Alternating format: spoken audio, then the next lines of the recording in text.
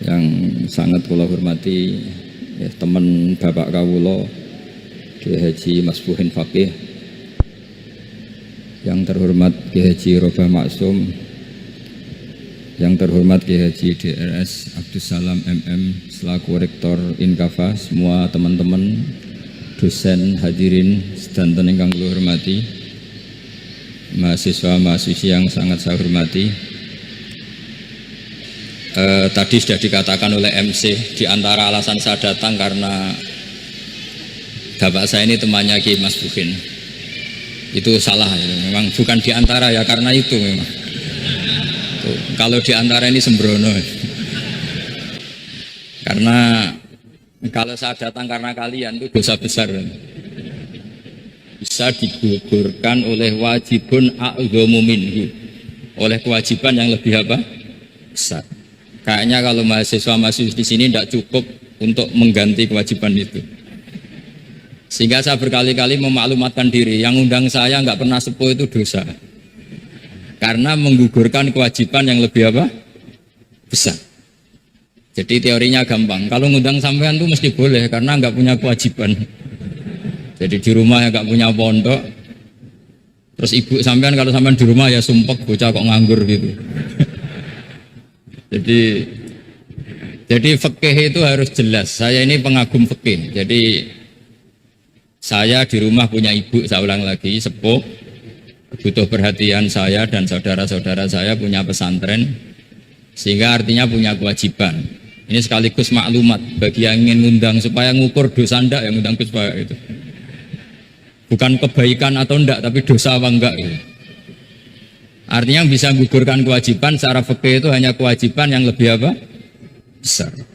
Kayaknya tidak akan terjadi kecuali temannya bapak saya atau pernah guru-gurunya guru saya.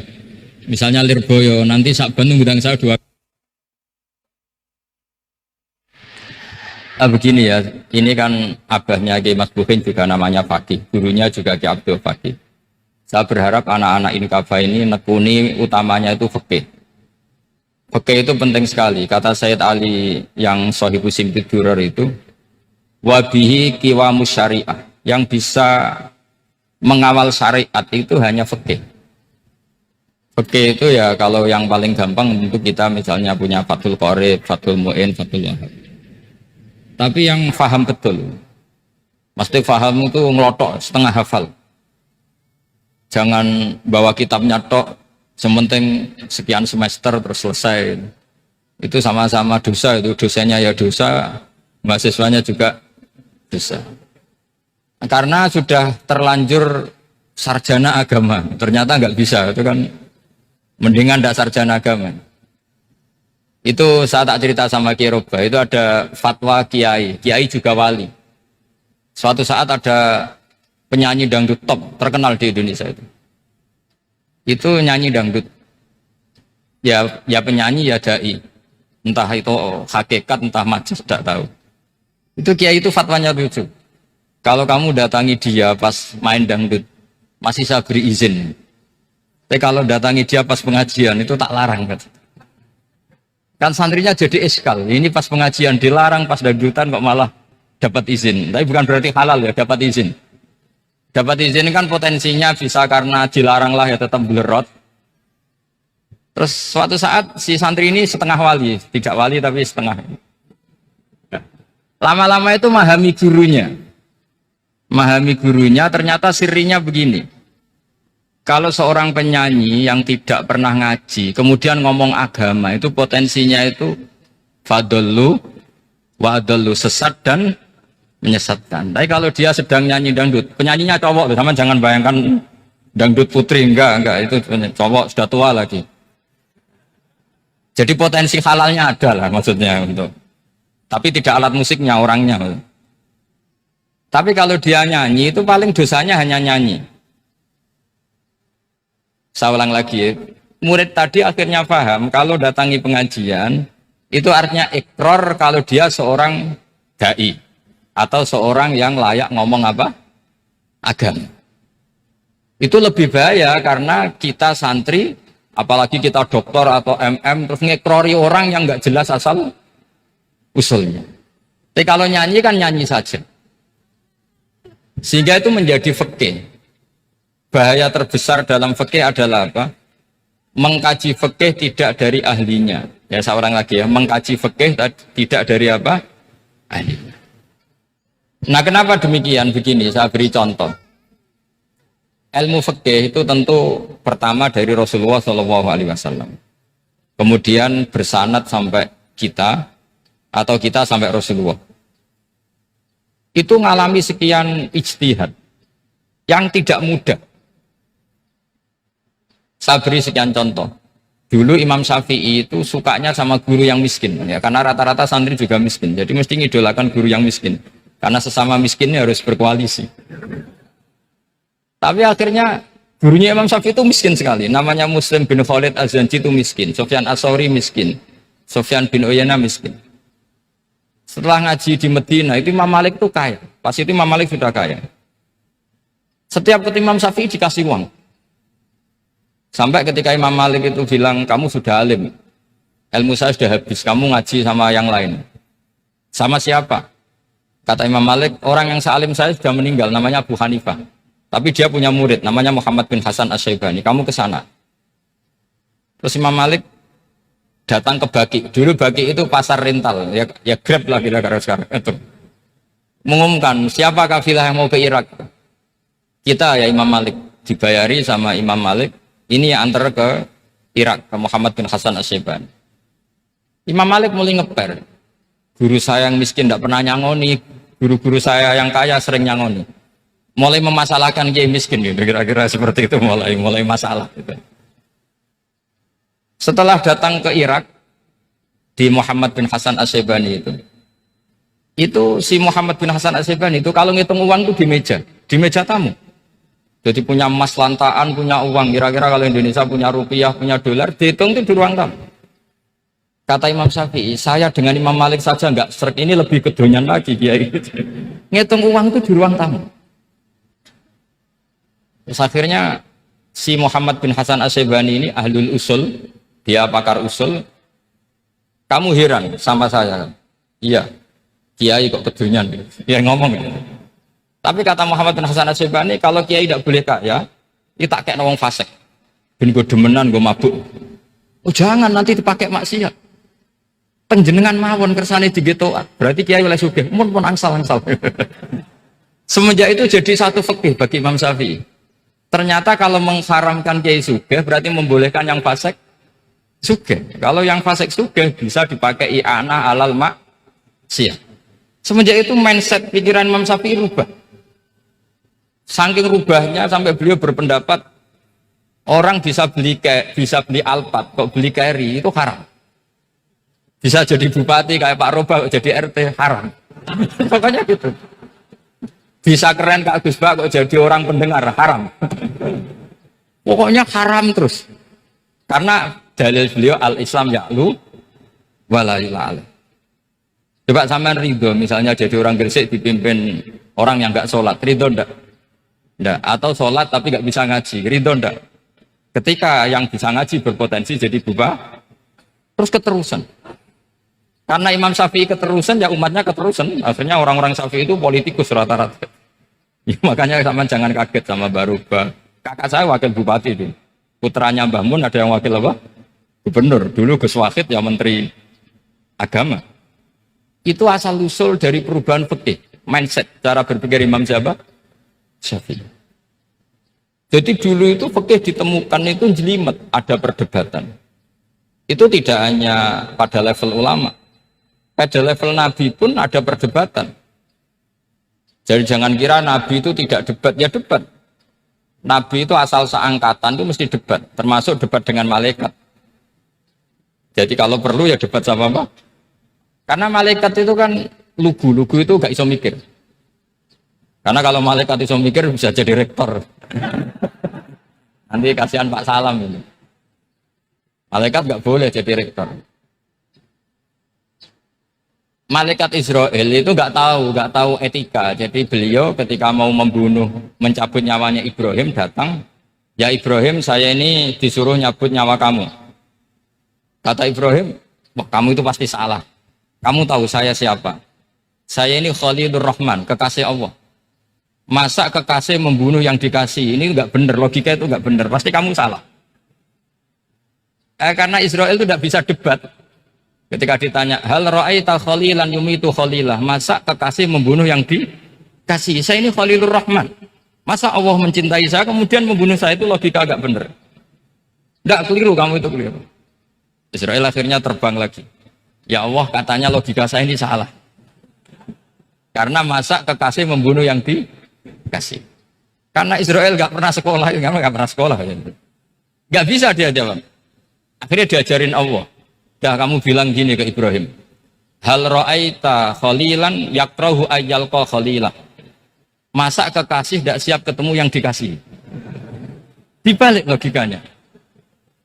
Akhirnya datang lagi ke Israel. Kata Allah begini. Masa jenengan kekasihnya tidak siap ketemu yang kau kasih? Oh ya oke, mati gak apa-apa. Jadi ilmu itu ngalamin perdebatan. Jadi saya datang murni karena Kiai Mas Buhin, bukan karena MC. Itu dosa besar kalau saya datang karena MC. Karena saya punya kewajiban yang lebih besar. Jadi yang bisa mengalahkan adalah a'dzama minhu, yang super besar kira-kira. Karena jelas ada riwayat inna min abaril birri silatar rajuli ahla wuddi abi. Ya, inna min abaril birri silatar rajul ahla wuddi abi. Di antara kebaikan yang sangat baik adalah seseorang menyambung teman bapaknya. Padahal sampean kan nggak mungkin teman bapak saya. Teman saya aja nggak mungkin, nggak level apalagi bapak saya kan. Jadi malah mohal itu. Jadi ilmu itu harus ngalami satu gesekan. Karena logika itu bisa dibalik. Nah karena ilmu itu ngalami satu gesekan, satu logika yang bisa kayak iya kayak enggak. Sehingga jargon di dunia ijtihad itu begini. Ra'yuna shawabun yahtamilul khata' wa ra'yuka khata'un yahtamilus shawab. Pendapat saya benar tapi mungkin salah. Tapi pendapat kamu taruhannya salah dulu tapi ya mungkin benar. Jadi mujtahid kalau ketemu mujtahid itu lucu. Ngomongnya itu ra'yuna shawabun yahtamilul khata'. Pendapat saya tarifnya benar dulu tapi ya mungkin salah. Kalau pendapat kamu salah tapi ya mungkin benar atau mungkin bisa salah, ya tidak tahu, pokoknya mungkin benar. Nah kenapa demikian? Begini, di luar masalah tauhid, saya ulang lagi, di luar masalah tauhid itu tentu ada masalah-masalah yang sifatnya ijtihadiyah. Ya saya ulang lagi, yang sifatnya apa? Ijtihadiyah. Dan ijtihadiyah ini nggak pernah selesai karena muqtadul hal, konteks kesejarahan maupun konteks kesempatan itu tidak sama. Dulu kiai-kiai itu ngaramkan dasi, ngaramkan celana karena yang celananan yang dasinan itu penjajah. Jika mantas sabah biqaumin bahwa apa? Minhu. Tapi lama-lama kiai-kiai itu ya pakai dasi, pakai celana. Ya karena dianggap sudah tidak mantas sabah apa? Biqaumin bahwa apa? Minhu. Ini mengalami pergeseran. Semua istihad itu mengalami pergeseran. Lalu pertanyaannya begini, lalu istihad apa Gus yang permanen? Yang permanen ya istihad dengan alatul istihad, dengan alat-alat apa? Istihad. Saya beri contoh misalnya begini. Nabi Musa itu yang mengalami istihad. Kata beliau karena kangen Allah, itu ingin melihat Allah karena kangen. Rabbi arini anzur ilai. Qala lan tarani walakin anzur ilal jabal. Ya sudah, namanya orang kangen ya ingin melihat. Ya sudah gitu aja. Sehingga ahli ilmu kalam itu berdebat. Kalau kata ahli sunnah, karena Nabi Musa minta ingin melihat Allah, berarti melihat Allah itu jaiz, mungkin. Karena Nabi gak boleh bodoh meminta sesuatu yang mau hal. Maka antipatinya ahli sunnah terhadap pendapat Mu'tazilah itu antipati. Karena menurut pendapat Mu'tazilah Allah itu qadim, Allah itu laisa kamislihi seun, sehingga gak bisa dilihat. Pertanyaannya adalah berarti Nabi Musa meminta sesuatu yang mau hal, itu bodoh sekali sampai gak tahu mana muhal mana apa jaiz. Makanya kata Imam Ghazali, masa Nabi Musa yang Nabi gak tahu kalau melihat Allah itu muhal sampai minta, berarti nganggap itu jaiz atau boleh. Itu cara pandang orang-orang ahli sunnah wal jamaah. Tapi tetap saja sebagian ulama itu ya balelo, Yang kayak Mu'tazilah itu ya balik loh, cara berpikir pokoknya itu karena kangen, bukan karena mungkin atau tidak mungkin. Jadi nggak mungkinnya tetap tidak mungkin. Terus mereka dalil la tudrikul absar wa huwa yudrikul absar. Nah, sudut pandang ini akan terus. Ada seorang wali ditanya, kalau kamu di surga ingin melihat Allah apa enggak? Jawabnya enggak. Kenapa? Kasihan Allah. Terus kenapa? Unazzihu dzalikal jamala an-nadzari misli. Saya tidak ridho Allah yang hebat, yang keren, kemudian sing delok di rumah aku wong gresik. Koyok gak ngergani pangeran. Sebenarnya sing delok Allah ben golongane Nabi Muhammad, Nabi Ibrahim, kowe ra usah ngilangi keren. Maksudnya gitu. Jadi ada ulama itu jadi wali kalau sholat itu karena di soft belakang. Tapi jangan ditiru. Itu kan nggak lazim ya. Lazimnya kan afdhalus sufuf as-saful awal. Ketika ditanya, kenapa kamu kalau sholat di belakang? Cek GR koyok wani suwan pangeran gak ngarep. Itu sungkan dadi kok guri. Kalau sampean kan karena malas bukan karena sungkan. Jadi itu artinya rasa ya. Makanya nggak bisa, nggak ada ijtihad itu tidak mungkin karena perasaannya orang itu beda-beda. Itu Sayyid Abdul Al-Haddad itu kalau ngendikan masyhur. Man da'a li dzalimin bil baqa faqad ahabba yu'sawwa fi ardi. Orang yang mendoakan orang fasik masih hidup, gak mati-mati, itu berarti suka kalau Allah dimaksiati di buminya. Wong fasik kelakuannya rak maksiat, nak ndongakno mari. Itu berarti kamu ingin Allah didurakani terus menerus karena si fasik masih hidup. Tapi kalau Abdul Hasan As-Sadili cara ngendikan gini, kalimatnya persis. Man ahabba alla yu'sawwahu fi ardi faqad ahabba alla tadhharu maghfiratuh. Orang yang ingin dunia ini steril gak ada maksiat, maka sama saja berkeinginan tidak melihat luasnya maghfirahnya Allah. Sama-sama wali besar. Tapi cara pandang hubungannya dengan Allah seperti itu. Jadi mau tidak mau, istihad itu mau tidak mau. Makanya tidak usah dipertentangkan misalnya cara berpakaian, cara apa. Yang penting sesuai aturan Islam ya sudah. Karena ini urusan rasa. Urusan apa? Rasa. Itu Syekh Hasan Basri itu sering jagongan sama Robiah Hadawiyah. Itu secara fikih salah. Tapi pas itu ulama fikih ditanya, kenapa Anda tidak komentar terhadap dua wali besar yang sering ketemu? Andaikan semua santri seperti itu, akan saya halalkan. Karena nggak mungkin punya nafsu. Sehingga fikih dulu memang masih asli. Kamu lihat di takrib misalnya, lelaki melihat perempuan itu nggak boleh kecuali sekian alasan. Termasuk boleh itu ditaklim karena mengajar. Atau lil muamalah. Ini yang mulai masalah. Ada warung kopi, penjaganya cantik. Santri-santri ngopi. Ini lil muamalah. Kan kasus itu. Mau disalahkan tuh ada takbirnya. Mau dibenarkan ini jelas fasik kan, jelas fasik. Matanya sudah fasik sebelum itu ditambah itu, jadi fasiknya permanen. Nah pertanyaannya adalah, kalau kamu ngajar mbak-mbak, kemudian hafal yang cantik yang enggak, itu taklim lin nadzor apa nadzor di taklim? Itu taklim apa modus? Makanya kalau ngopi cari bakul yang cantik, itu muamalah untuk nadzor apa nadzor untuk muamalah? Loh kalau saya ngopi dengan kiroba pasti halal. Karena begini, berjalan saja, bareng capek, nggak tahu itu warungnya siapa, terus berhenti ngopi. Kebetulan bakulnya cantik. Nah itu mungkin halal, karena kan saya tidak milih-milih.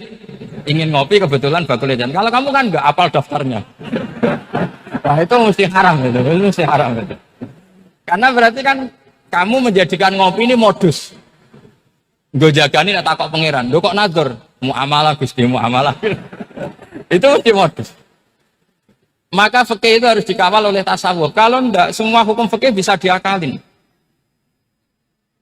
Makanya Imam Bukhari punya satu bab namanya Kitabul Khiyal. Bab mengkhilaf fikih. Beliau itu antinya sama Abu Hanifah itu luar biasa. Enggak ada ulama dibenci Imam Bukhari kayak Abu Hanifah. Masyhur itu. Untungnya beliau enggak menangi Abu Hanifah. Kalau menangi geger terus ya. Bisa bahsul masail terus. Itu Abu Hanifah itu ulama yang suka khilah. Khilah itu ngerekayasa hukum. Misalnya begini, saya ini puasa agak lemes, ujian agak lemes, apalagi kiai serapati di duit, santri beling-beling lemes gitu. Apa mangan ini kan, poso-poso kok mangan kan gak keren. Supaya saya bisa makan dan halal, saya bisa ngajak kiai Robai ya jalan-jalan. Jalan-jalan nyari yang jarak 2 marhalah, ya sudah. Terus bisa makan, kalau ditanya Allah kok makan, musafir. Jadi bolehkah insya safar menciptakan pergi demi untuk supaya boleh iftar? Boleh enggak cara jenengan? Coba kok enggak boleh alasannya apa? Kan pergi. Perginya juga agak maksiat. Itu khilaf. Tapi Sayyid Muhammad, Abuya Sayyid Muhammad, Muhammad bin Alawi, Sayyid Muhammad, itu membela Abu Hanifah. Artinya membela jangan semua khilaf itu diharamkan. Karena itu cara, saya ulang lagi, karena itu cara untuk mengawal bahwa hukum Allah itu luas. Karena kalau nggak ada khilaf itu ya kita kesulitan. Kita kesulitan. Misalnya begini, ini penjelasannya, makanya kita harus sering mendengar. Saya itu dulu masih sangat pekeh itu protes, kenapa ada poluan, polisi wanita. Itu kan pekerjaan cowok ya, pekerjaan pria. Tapi setelah mendapat penjelasan dari polisi, itu alasannya masuk akal, Gus. Kadang-kadang orang nakal itu menyembunyikan narkoba, itu di alat wanitanya. Itu kalau semua lelaki, polisi kayak jenengan, itu kan masalah itu. Sehingga memang harus ada polisi wanita, karena sebagian pengedar narkoba itu perempuan, dan menyembunyikannya di tempat itu. Kalau semua polisi cowok kan gak kebayang. Sehingga kita akhirnya mendengar, membolehkan polisi itu wanita. Ada wilayah yang harus wanita. Begitu juga ada pertanyaan, kenapa sih dokter kandungan itu cowok? Saya punya banyak santri yang muhibin saya itu dokter kandungan. Tak tanya, kamu itu kok cowok kok jadi dokter kandungan? Kan pekerjaannya seperti itu. Dia jawabnya lucu. Dari 10 yang tes jadi dokter kandungan, itu yang cewek itu lulus 2. Yang cowok lulus semua. Karena ketika cewek dites melihat ketuban pecah darah itu langsung pingsan. Sehingga yang secara psikologi dablek itu kan memang lelaki. Jadi serawongnya sewakit santes. Kadang nggak lahir-lahir dinteni nang jopo rokokan santai. Itu kalau cewek yang jadi dokter kandungan itu nunggu jam 11, jam 4 sudah pingsan. Nah ini cerita, bukan berarti saya menghalalkan, enggak. Kita harus mendengar, saya ulang lagi, kita harus apa? Dan itu setelah mendengar, itu nanti jadi disiplin ilmu, yaitu namanya fikih. Saya berkali-kali cerita di mana-mana cerita, fikih itu harus dievaluasi. Karena ini masalah furu'iyah. Saya berkali-kali cerita di mana-mana cerita. Hukum berteman orang fasik gimana? Pasti orang jawab haram, karena takut ketularan orang fasik. Tapi kalau dibalik, hukumnya bina orang fasik gimana? Ya baik, umatnya Nabi. Bisa bina kalau berteman. Kamu bisa bina orang fasik tanpa berteman? Gak bisa. Jadi kalau dibalik, hukum berteman orang fasik gimana? Haram. Hukumnya bina orang fasik? Baik. Bisa bina kalau berteman. Berarti berteman orang fasik? Ya terus nanti pada level lapangan sih gampang. Kalau yang soleh membina yang fasik dan yang fasik ketularan yang soleh, maka ternyata kalau yang soleh ketularan fasik ya berarti ternyata buruk. Tapi kan hukum masa nunggu kenyataan, kan jadi nggak hukum. Di mana-mana hukum itu kan ada asumsi, karena ini masalah ijtihad. Nah itu yang dilakukan para ulama kita. Jadi sampean harus mengkaji fikih secara detail, karena tidak hanya kita yang khilaf. Nabi-nabi juga khilaf dalam menentukan dakwah ilallah. Wali-wali kita kayak Abdul Hasan Asyadili sama Sayyid Abdul Al-Haddad itu juga khilaf. Imam Ghazali ya khilaf. Imam Suyuti itu kalau ketemu Al-Qastolani itu saling tidak nanya, saking nggak cocoknya. Masyhur itu. Jadi ulama ya ora cocok. Bedanya nak saiki perkara partai. Kalau orang dulu enggak. Karena pakai asumsi. Pakai asumsi karena memang susah. Nggak misalnya memang tak bedai, tak beri Ndak misalnya ada orang rukuk kemudian ngentut, itu sholatnya batal apa enggak? Enggak, jawab saja. Enggak, orang sholat kemudian pas rukuk kentut atau kelihatan auratnya, sholatnya batal apa enggak? Batal. Lah itu keliru nih sampean, itu salah dosennya mesti itu. Pertanyaannya gini, yang dikatakan sholat itu kan aqwalun wa af'alun muftatahatun bitakbir muftatamatun bitaslim. Lalu ketika sampai rukuk apa sudah namanya sholat? Jika kamu katakan batal, namanya sholat aja belum kok sudah kamu katakan batal itu.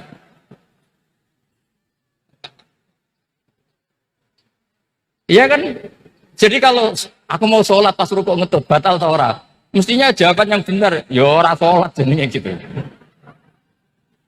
Karena kalau dikatakan sholat, definisinya harus sampai salah. Tapi kan kita nggak mungkin ngomong seperti itu kan dianggap majnun. Padahal itu yang benar, yang punya kecerdasan. Nah makanya pertanyaannya, fikih itu ngikuti bahasa awam apa bahasa istilah? Kalau ngikuti bahasa awam ya kayak tadi, sholat kok pas rukuk kentut maka batal. Sebenarnya yang batal itu sholatnya apa rukuknya? Nah makanya terjadi perdebatan. Kalau yang pakar-pakar usuli itu salah istilah itu nggak mau. Saya ulang lagi, kalau pakar-pakar usuli itu salah istilah itu nggak mau. Terus misalnya tak beri contoh lagi. Kalau imam itu sudah salam pertama itu yang rukun kan salam pertama. Berarti setelah salam pertama imam sudah keluar dari sholat apa belum? Sudah kan? Yakin? Ya, sudah. Sekarang sama tak bedai. Lalu makmum itu kesunatan langsung berdiri apa nunggu imam salam kedua? Enggak, jawab satu. Nunggu salam kedua kan? Dan itu kriminalnya sampai Anda dalam sugi itu. Kriminalnya begini, berarti Anda membolehkan makmum bergantung sama orang yang sudah tidak sholat. Kata kamu setelah salam pertama dia sudah tidak sholat. Berarti kamu menginstruksikan makmum berhubungan dengan orang yang sudah tidak sholat. Karena sudah keluar dari sholat ketika salam pertama. Kalau kamu didebat gitu gimana jawabnya? Pusing kan? Berarti robtul makmum bisolatiman sing wis laisa fi sholatin. Berarti menggantungkan sholat sama orang yang sebetulnya sudah tidak sholat. Ada yang jawab, sebagian ulama fikih tetap disunatkan menunggu salam kedua. Karena salam kedua itu masih paket meskipun tidak rukun. Dia paketnya selesai. Tapi selalu pertanyaannya gini, lalu setelah salam pertama itu imam masih sholat enggak? Udah sama berani jawab tuh. Nah ini pentingnya bodoh, gak mikir. Jadi makanya bodoh itu barokah karena gak mikir. Jadi supaya Rabbana ma khalaqta hadza apa?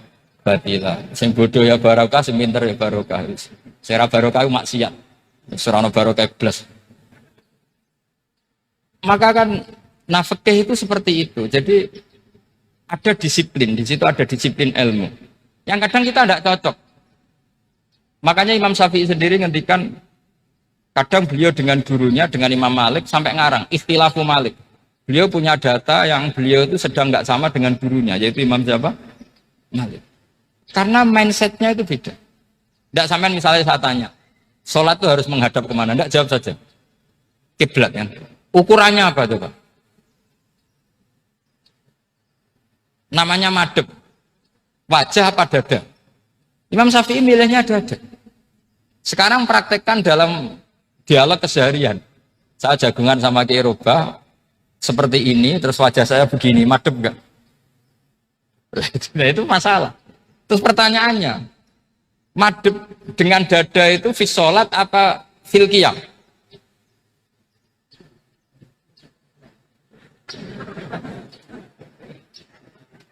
Loh enggak, kalau fi sholat pas sujud dada kamu madhep mana coba? Kamu enggak pernah mikir kan? Ya madhep pakai dada itu kan kalau berdiri, kalau rukuk sama sujud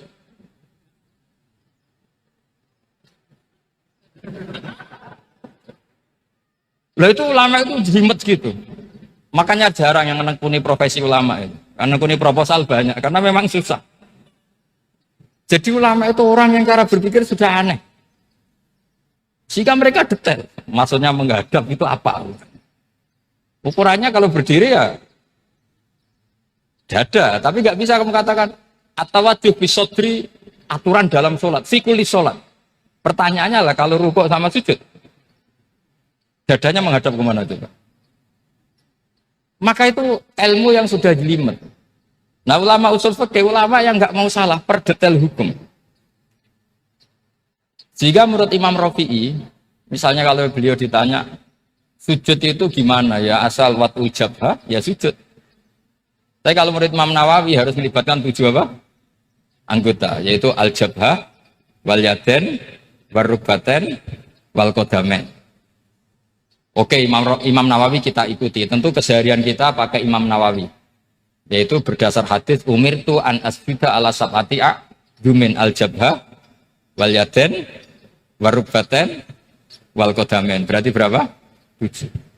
Tapi pernah saya cek di kitab karangannya Imam Syafi'i ketika beliau ngendikan saya suka kalau orang sujud itu melibatkan 7 anggota berdasar hadis ini. Tapi kata beliau wayah tami itu dan bisa saja sujud yang watu jabhah itu sudah cukup. Kata Imam Syafi'i, limada karena Nabi ketika sujud itu hanya ngendikan begini, sajadalaka wajhi wa sam'i wa basori. Gak ada di hadis wayadi, warubati, wakodami. Ya sudah akhirnya. Nah, itu sudut pandang. Terus gugatan kedua begini. Ada orang muslim yang sujud sama berhala. Untuk menjadi murtad itu harus 7 anggota apa cukup watul jabhah alal ardi? Untuk sah menjadi murtad itu. Untuk sah menjadi murtad cukup watul jabhah alal ardi harus 7 anggota. Untuk keabsahan murtadnya itu. Tidak jawab. Makanya ini tugas dosen-dosen ini meminterkan ini. Karena namanya sudah faqih. Faqih itu ahli fikih yang detail namanya faqih. Kalau ini mutafaqih. Jadi bukan tafakuha tapi tafakuha, kayak tamarodo. Jadi wazannya nanti itu wal idhari ma laysa fil waqi'. Jadi ini bukan gojlok, ini memang marah saya ini. Jadi kalau sudah pakai gelar fakih, harus fakih betul. Karena ilmu fikih itu sebetulnya gampang. Sampai kalau ngaji i'anah, itu kelihatan fikih itu gampang karena ada logika yang terbangun. Misalnya begini, orang kalau tawaf itu disuruh agak jauh dari Ka'bah. Jangan sampai nginjak sadarwan. Karena sadarwan itu pondasi itu ikut Ka'bah. Kenapa begitu? Ya jenenge ra muteri Ka'bah, ide-ide Ka'bah.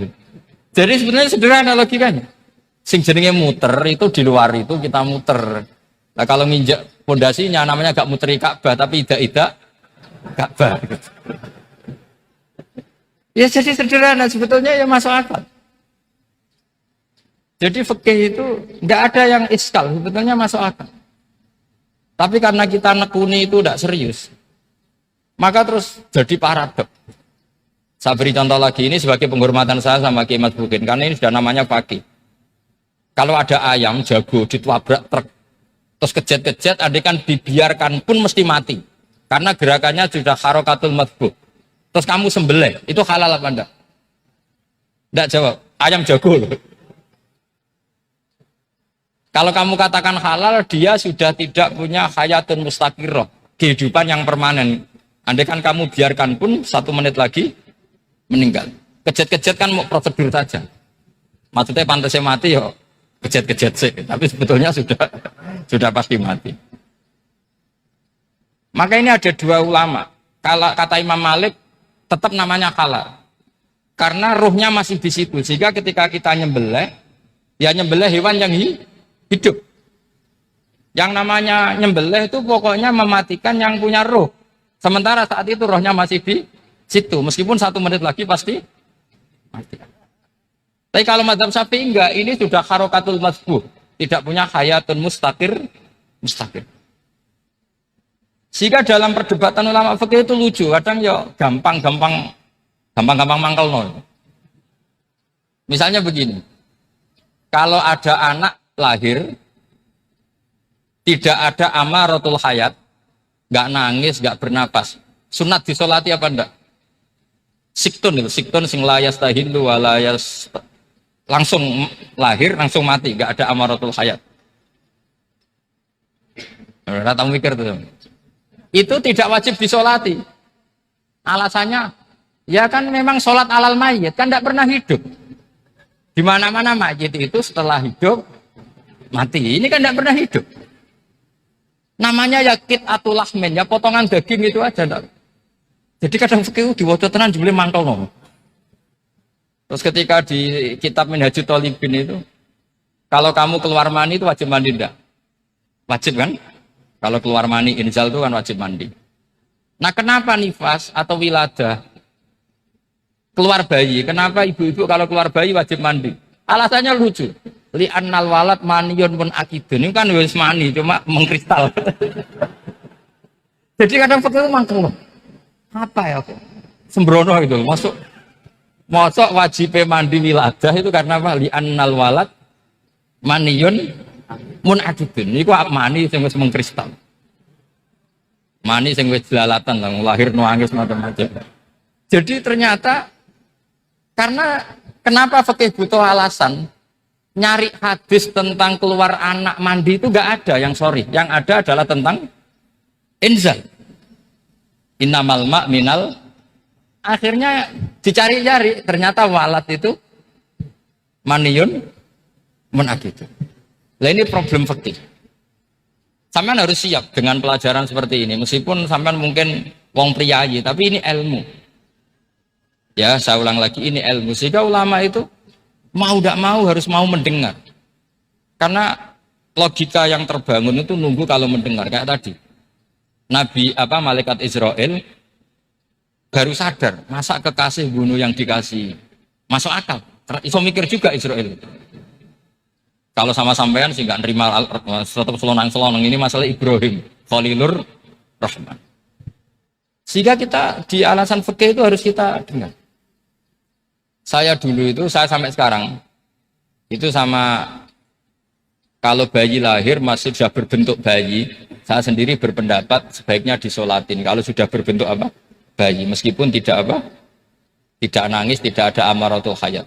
Kan yang digugurkan itu wajibnya, bukan masalah boleh dan tidak. Itu banyak perdebatan ulama di bab itu. Saya beri contoh lagi perdebatan ulama. Ini contoh-contoh fikih karena ini khusus penghormatan status fakih tadi. Itu kalau ada orang mati jenazah itu.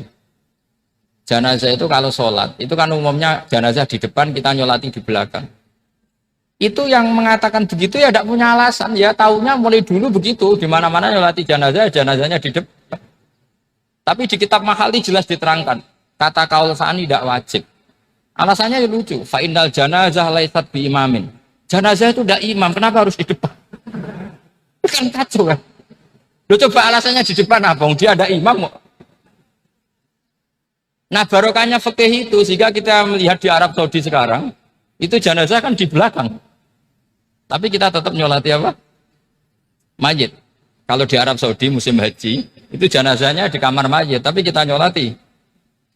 Itu satu-satunya takbir ya tadi, fa innal janazah laisat bimanzilatil imam. Tapi jangan praktekkan, nanti dia kepaliran sesat. Saya hanya cerita-cerita ilmu, jangan praktekkan. Kalau dipraktekkan pasti jadi aliran sesat. Ngono jenazah ning mburi mame kok ngarep aliran sesat. Sebetulnya bukan sesat tuh. Uji coba fikih. Ya karena tadi fa innal janazah laisat bimanzilatil. Bukti lagi kalau sampean sholat ghaib. Sholat ghaib itu misalnya mayitnya di Surabaya, boleh enggak sholat ghaib di sini? Terus jenazahnya di belakang kamu apa depan kamu? Nah ini kan fikih itu pokoknya gitu. Makanya standar furu'iyah itu susah.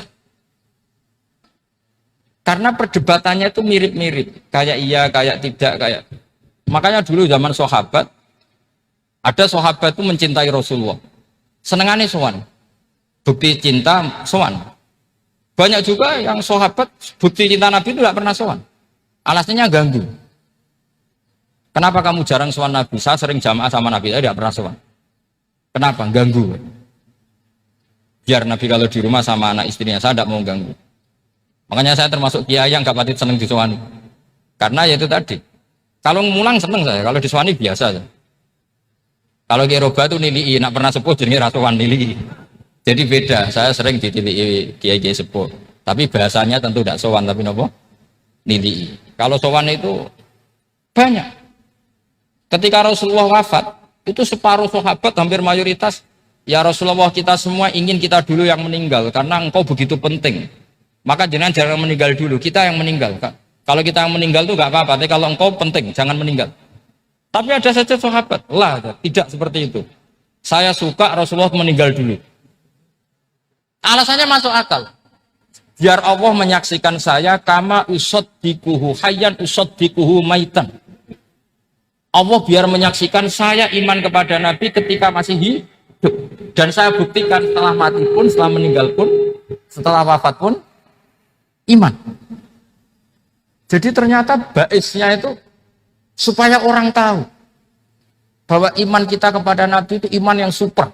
Jika ketika beliau sugeng ya kita iman, setelah wafat juga kita iman. Kai usaddikuhu maitan kama usaddikuhu hayyan. Supaya saya mentasbihkan beliau setelah meninggal sebagaimana kita mentasbihkan beliau saat masih hidup. Dan ternyata Allah ridho dengan perkataan sahabat itu.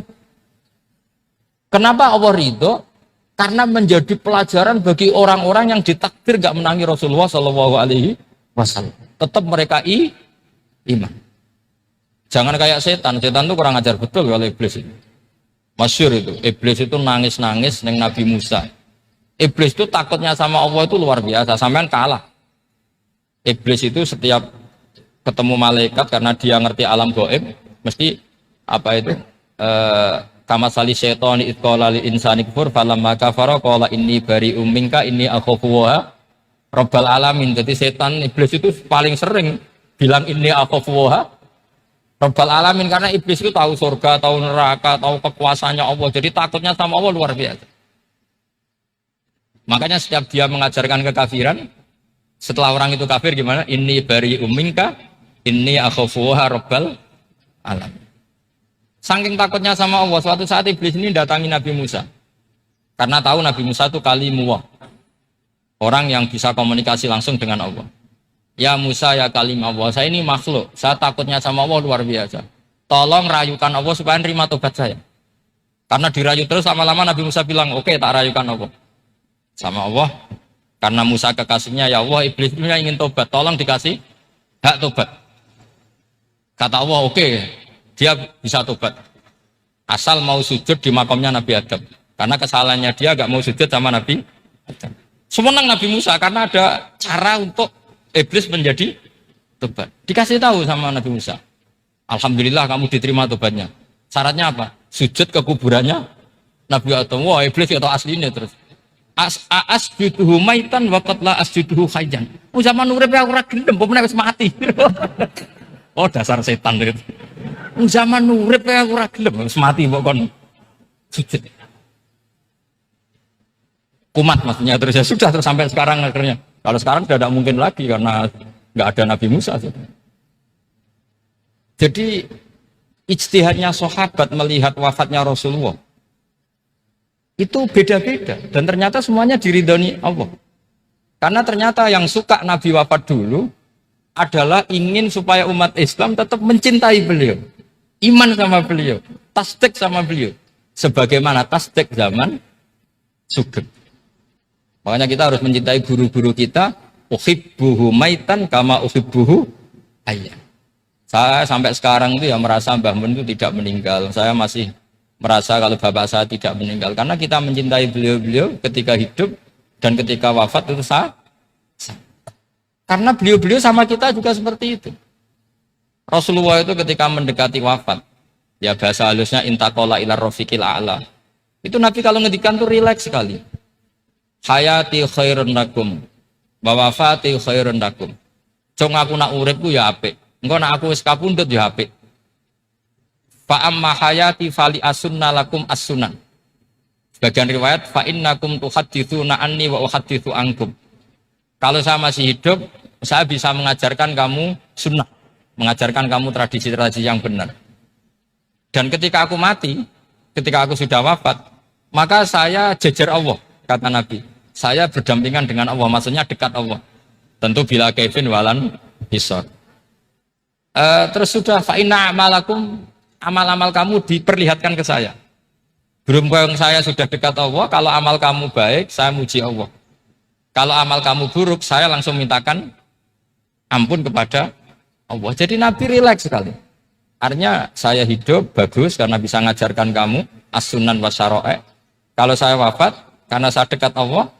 Kalau kamu baik, saya muji Allah. Kalau kamu buruk, saya mintakan ampun kepada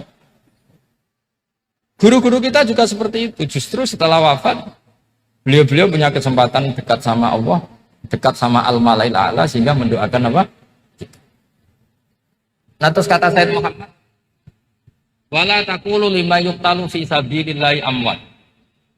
Kamu jangan pernah berkeyakinan atau berpendapat atau berkomentar kalau orang-orang yang mati fi sabilillah adalah berstatus apa? Mati, amwat. Kalah. Terus kata Sayyid Muhammad, hadza li amati syuhada. Ketentuan ini bagi umumnya syuhada.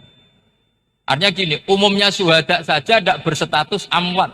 Apalagi hadza Rasulullah, sayyidul syuhada, sayyidul anbiya, sayyidul mursalin, tentu tidak pernah berstatus amwat.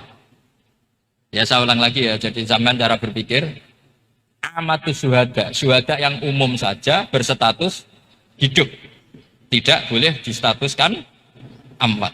Apalagi Rasulullah itu sayyidus syuhada, sayyidul anbiya, maka status beliau pasti hayyun la yamut, pasti beliau itu hidup tidak.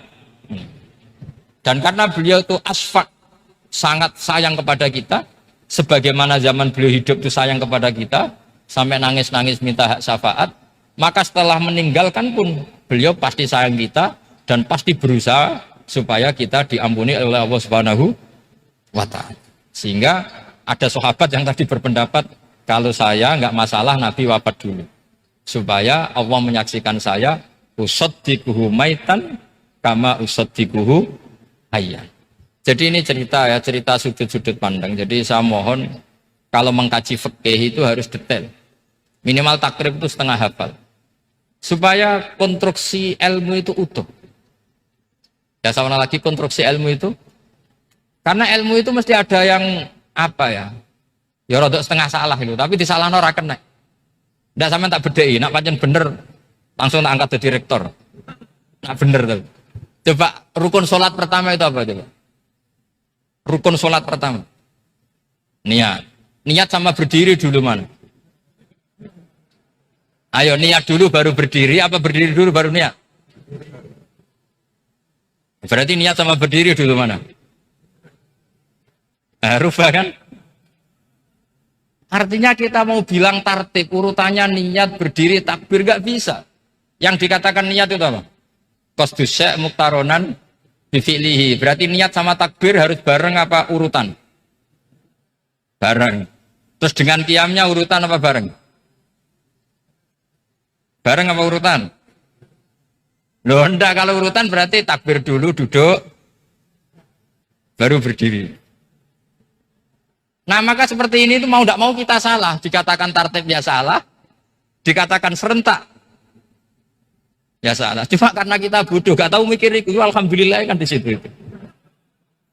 Lu coba niat sholat, niat takbir qiyam dulu mana? Niat takbir qiyam dulu mana tuh?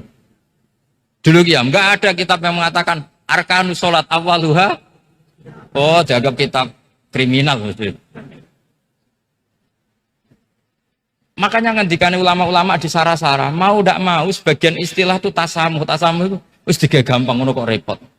Karena kita tidak bisa detailnya. Coba misalnya puasa. Puasa Ramadan itu wajib apa? Tabyitun niat, nginep no niat. Sing darane nginep itu umure lama apa enggak?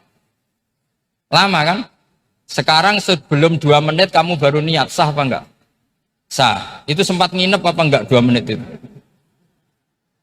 Enggak sempat kan? Jadi ilmu itu, makanya kata ulama-ulama, pokoknya ilmu itu mesti ono unsur tasamuh. Tasamuh itu ya tiga gampang. Apa? Tiga gampang. Misalnya Imam Syafi'i berpendapat mashu ba'dir roksi. Itu kata beliau walau sa'rotan fi khadir roksi. Meskipun satu rambut asal masih di wilayah kepala. Tapi kalau rambut itu dikeliwir, dibasuh di sini nggak sah. Karena sudah keluar dari batas apa? Kepala. Imam Syafi'i cara berpikir kan, yes ngene iki jenenge basuh sirah.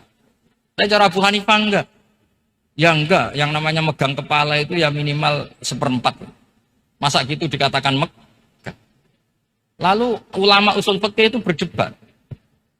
Sesuatu itu sesuai masodaknya. Masodak itu yasduku alaihi kada. Yaitu, ini tadi saya cerita ke Ibu Khin tentang ngaji Jamul Jawame. Ini ilmu yang di Jamul Jawame. Sesuatu itu ukurannya mayasduku alaihi kada apa dengan takrif, definisi. Misalnya gini, sholat itu batal dengan makan. Kalau kamu sholat, makan batal gak? Tidak, jawab saja. Batal. Itu satu upo apa satu piring? Tidak, jawab saja. Satu upo sudah batal. Sekarang bab makan di ngurmat tamu. Cung tamuku keimangan. Iku sak upo apa sak piring? Nah ini kan tidak fair. Di bab tamu makan satu piring, tapi di bab sholat satu upo. Maka pertanyaannya, lalu penamaan sesuatu itu berdasar masodak, mayasduku alaihi ismu kadza, atau berdasar uruf?